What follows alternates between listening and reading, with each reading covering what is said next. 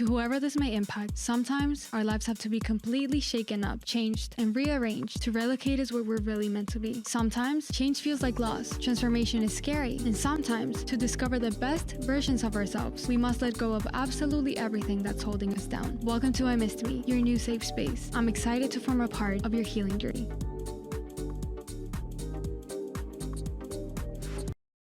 From curated Instagram feeds to the endless motivational quote, it feels like happiness has become the ultimate measure of success. But what happens when that pressure to stay positive becomes overwhelming? What happens when it silences our real emotions and slows our healing? Let's start with social media. Social media feeds us this polished version of life where even setbacks are presented as growth opportunities, wrapped in neat, inspirational quotes.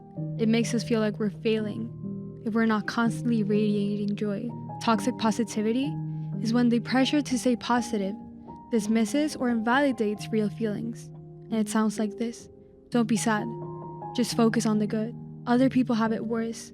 Everything happens for a reason. And even though these phrases might come from a good place, they make us feel isolated and ashamed of our emotions. When we suppress sadness, anger, or frustration, we're not dealing with them. We're just bottling them up. And eventually, that bottle explodes. Psychologists have shown that suppressing emotions can actually worsen our mental health, increasing stress and anxiety.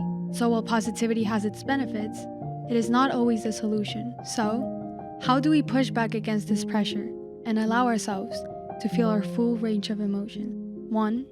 Recognize your emotions without judgment. When you feel sad, angry, or anxious, acknowledge it. Tell yourself, this is what I'm feeling, and that's okay. Emotions are messages. They're trying to tell you something important. Curate your social media feed. If someone's posts make you feel pressured, mute or unfollow them. And instead, follow accounts that celebrate authenticity and emotional honesty. Find safe spaces to share, whether it's a trusted friend, a therapist, or a journal. Find a way to express your feelings without fear of judgment. Let yourself be seen and heard, even when you're not at your best. Healing isn't about forcing yourself to be happy, but it is about making space for all of your emotions. It is about learning to sit with discomfort and trust that it won't last forever. True healing often begins when we stop fighting our emotions and start listening to them. Ask yourself, what is this sadness trying to tell me? What is this anger showing me? And by honoring these emotions, you're not being negative, you're being human. And remember, you don't owe anyone your happiness. Not your followers, not your friends, not even yourself. Our brains are wired to compare. This is known as the social comparison theory, and it is part of how we understand our place in the world. But social media has hacked the system. And instead of comparing ourselves to someone we know, like a friend, someone whose life we know in its fully messy reality, we're comparing ourselves to a filtered, curated version of someone's life. That dopamine hit you get when you scroll through likes or see a stunning vacation photo, even though it's addicting, it is also very misleading. Frequent social media use can lead to higher rates of depression and anxiety, partly because we're constantly measuring ourselves against an attainable standard, which ends up leading to a bigger problem: the constant pressure to appear happy online. Have you ever noticed how we don't post about our bad days, or failures, or our heartbreaks? Social media rewards positivity, and so we feel compelled to hide anything that doesn't fit the perfect life narrative. Pretending to be happy all the time doesn't make you happier. It in fact does the opposite. When you suppress your emotions to present a positive front, your brain registers that suppression as stress. And over time, this can wear down your mental and physical health. When you experience an emotion, your brain's amygdala, the center for emotional processing, sends signals to the prefrontal cortex, which helps you understand and regulate those feelings. Acknowledging your emotions activates this natural process, helping you move through them. When you suppress your feelings, the amygdala doesn't shut up, but instead, it continues to send distress signals. This can lead to heightened stress, disrupted sleep, and difficulty concentrating.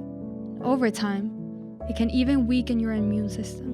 Allowing yourself to feel your emotions isn't just fun, it is neurologically necessary for your well-being. So, how do we push back against the toxic positivity an unrealistic comparison that social media feeds us. Understand the highlight reel. Remember that what you see online is a fraction of someone's life. No one's life is as perfect as their Instagram feed. Limit social media time. Take breaks or use apps that help you monitor your screen time. A short break from social media can significantly improve your mental health. Engage authentically. Instead of scrolling passively, seek out meaningful interactions. Comment on posts with genuine interest. Or better yet, connect with people offline. Cultivate gratitude for your real life. And shift your focus from what you lack to what you have. Gratitude isn't about pretending everything is perfect, but it is about appreciating the small, authentic moments in your life. You don't have to achieve the happiness you see online. That kind of happiness, endless, effortless joy, is a fantasy. It is not real. Real happiness is messy. It comes and it goes, and it coexists with sadness, anger, and frustration. Healing and growth don't happen in the spotlight. They happen in quiet, unglamorous moments. Crying when you need to, journaling late at night, or sitting with a friend who lets you feel what you're feeling without trying to fix it. When we stop chasing the illusion of happiness and start embracing our full range of emotions, we free ourselves. We stop living for likes and start living for ourselves. Your happiness doesn't need to look like anyone else's. You don't know the world a smile if you're not feeling it. And when you scroll through social media, remember, it is okay to step away, to unfollow, to block, and to take a break. True well-being comes from accepting yourself as you are, emotions and all. And it is about showing up authentically, not for the algorithm, but for you. With love, Mafe.